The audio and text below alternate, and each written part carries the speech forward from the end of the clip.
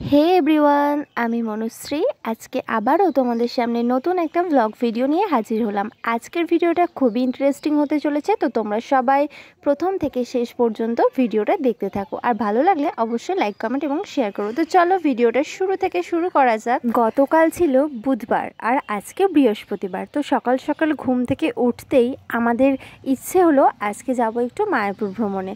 তো আমরা স্নান টান সেরে দুজনে রেডি হয়ে গেছি এবং বেরিয়ে পড়েছি মায়াপুরের উদ্দেশ্যে। মায়াপুরের ইস্কন মন্দির আমাদের বাড়ির থেকে খুব বেশি দূর না। আমার শ্বশুরবাড়ি থেকে তো ভীষণই কাছে আর আমার বাপের বাড়ি থেকেও ভীষণ কাছে। তো আমরা চলে যাচ্ছি একদম গ্রামের রাস্তা দিয়ে। 2-4টে গ্রাম পেরোলেই একদম মায়াপুর ইস্কন মন্দির। তো আমরা দূর থেকে দেখতে পাচ্ছি মায়াপুর মন্দিরের চূড়াটা। ইস্কন মন্দিরের চূড়াটা কিন্তু আমাদের বাড়ির থেকেও দেখা যায়। আমাদের বাড়ির পাশে একটা গাছ আছে, সেই গাছের উপরে উঠলে নাকি চূড়াটা দেখা যায়। তো যাই হোক, আমরা তো শেষমেশ পৌঁছে গেলাম আর ভীষণ রকমের ঠান্ডা পড়েছে, তাই চারিদিকটা কুয়াশায় ভরা। তো যাই হোক, রাস্তায় আস্তে আস্তে দেখলাম প্রচুর লোক সংখ্যা।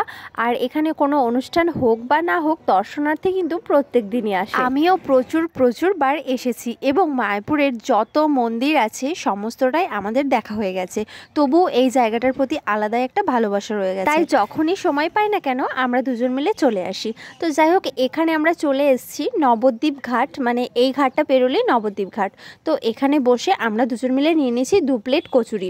এখানে 4টে করে কচুরি আর তরকারি দিয়েছে মাত্র 20 টাকা প্লেট। দুজনে 2 প্লেট কচুরি নিয়ে নিলাম আর সত্যি বলতে খুবই টেস্টি। আমার তো ভীষণ পছন্দ হয়েছে। তো সকালের খাওয়া দাওয়াটা এখানেই সেরে নিলাম। খাওয়া দাওয়া শেষ করে এবার আমরা দুজন মিলে চলে গেলাম মায়াপুর ইস্কন মন্দিরের ভিতরে।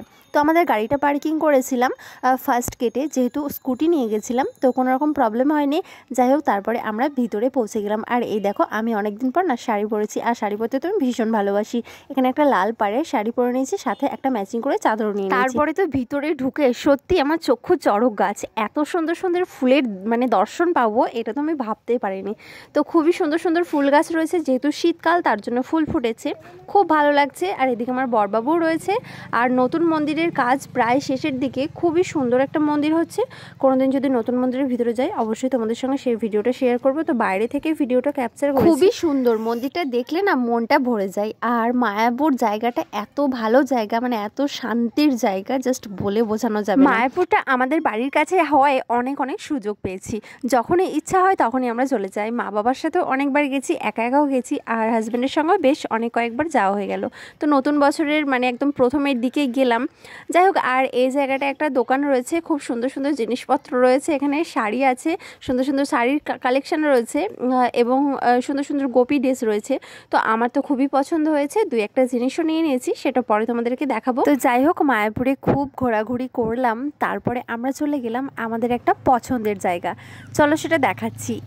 এই জায়গাটা হচ্ছে সত্যি আমাদের খুব ভালো লাগে, মানে আমাদের নয় সকলেরই ভালো লাগে, কারণ এই জায়গাটা খুব সুন্দর সুন্দর ছবি তোলা হয়, মানে ছবি তোলার জন্য খুব সুন্দর একটা জায়গা।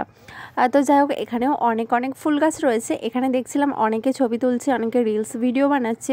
তো আমিও আমার হাজব্যান্ডকে বললাম চলো 2-1টা ছবি তুলে নিই। তো ও আমার কিছু ছবি তুলে দিল, আমিও ওর কিছু ছবি তুলে নিলাম। আর মায়াপুরে এসেছি আর ছবি তুলবো না, এটা হয়? তো যাই হোক, প্রচুর ছবি তুলেছি। আর ত্রিপুরা থেকে কিছু দাদা দিদিরা এসেছিল, তাদেরও কিছু ছবি তুলে দিলাম। তাড়াতাড়ির মধ্যে আমরা ছবি তোলার পর্বটা শেষ করে নিয়েছি, কারণ আমাদের ওনার তো আবার রয়েছে ক্রিকেটের ম্যাচ।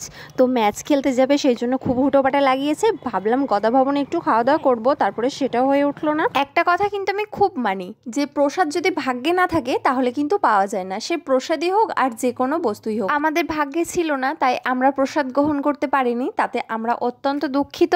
আগের বার যখন গেছিলাম তখন কিন্তু আমরা প্রসাদ গ্রহণ করেছিলাম। তখন আমরা প্রথমে গেছিলাম, তখন দেখলাম প্রচুর ভিড়, আমরা গোবিন্দর দর্শনই করতে পারছি না।